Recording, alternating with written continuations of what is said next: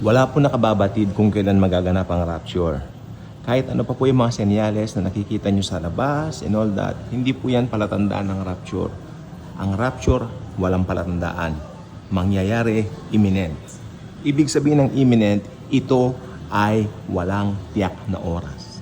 Pero pinaniniwalaan natin salig sa salita ng Panginoong Hesukristo, ang Biblia, ang banal na aklat.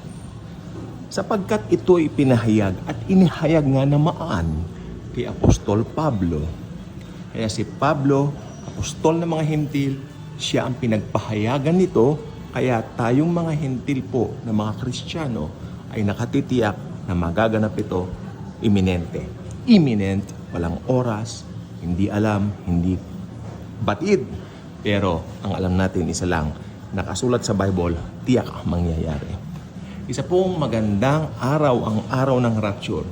What a beautiful day! Tapos lahat ng problema, tapos lahat ng suliranin, tapos lahat ng mga kabagabagan, tapos lahat ng mga issues. Kung ano man yung mga issue mo sa buhay, kung ano man yung mga bagay na hindi mo masabi kahit kanino, tapos lahat ng yan. May bagong kagandahan na matatanaw ng mga tao. Issue ng mundo, issue ng kung ano-ano dito na pinagkaabalahan ng matagal na panahon, maging ng mga Kristiyano, ay tapos na. Wala tayong iba makikita sa gloria ng kalangitan, kundi ang maganda at maamong mukha ng Panginoong Hesukristo. Yun ang liwanag ng buong kalangitan. Yan ang sabi ng banal na aklat, ang Biblia. Kaya paniwalaan natin, ang rapture ay isang imminent event. At pag sinabi ng Biblia na ito'y magaganap at mangyayari, ito po ay mangyayari. Hindi base sa kung ano man yung pananaw mo, kundi ayon sa salita ng Panginoong Hesukristo. Ang rapture po ay tiyak na gigimbal at gugulantang doon sa mga taong maiiwanan sapagkat kanilang tinanggihan ang ebanghelyong nagbibigay at nagdudulot ng kaligtasan. Lahat ng may matigas na puso, pinagtatawanan ngayon ng mga ebanghelisador na nangangaral ng ebanghelyo ng Panginoong Jesucristo. Lahat po sila magsisisi sapagkat pag naiwan sila, tiyak haharapin nila ang halimaw na Antikristong yaan. At lahat ng pasakit, lahat ng may kinalaman sa mga horror movies na mga parang nakakatakot, doom and gloom, na mga anyo, na mga nakikita mo, na makita mo pa lang, alam mong nangingilabot ka na, yan ay tiyak mararanasan nila.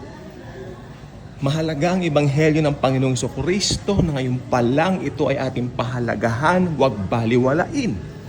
Tuwing gumaganda po ang isang sitwasyon, pagkatapos ng isang pangit na sitwasyon, ang mga tao ay nagkakaroon ng BSDU. Balik sa dating ugali. Balik sa dating gawi. Which is true. Noong 1990, according to my late mom, nagkaroon ng malakas na lindol sa buong Pilipinas. Okay? Sa buong Luzon, rather.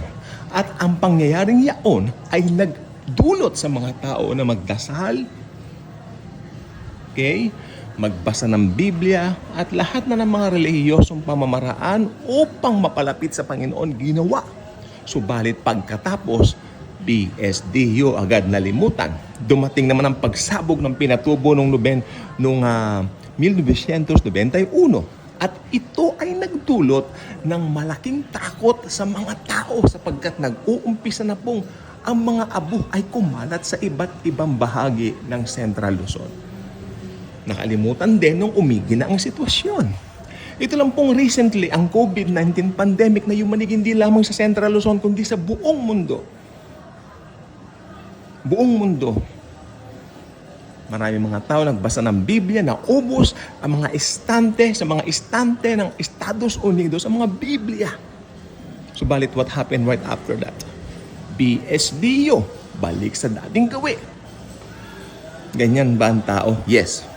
Tanungin mo ako, oo. Yap. Pero, hindi ko mo umiigi ang sitwasyon. It doesn't mean na hindi mangyayari ang ipinangako ng Biblia. Ano ba ipinangako ng Biblia? The rapture of the church. It will happen because the Bible tells us so. Jesus will come again to get His church to be with Him forever. Anytime now, anytime soon. Maybe this 2025. God bless.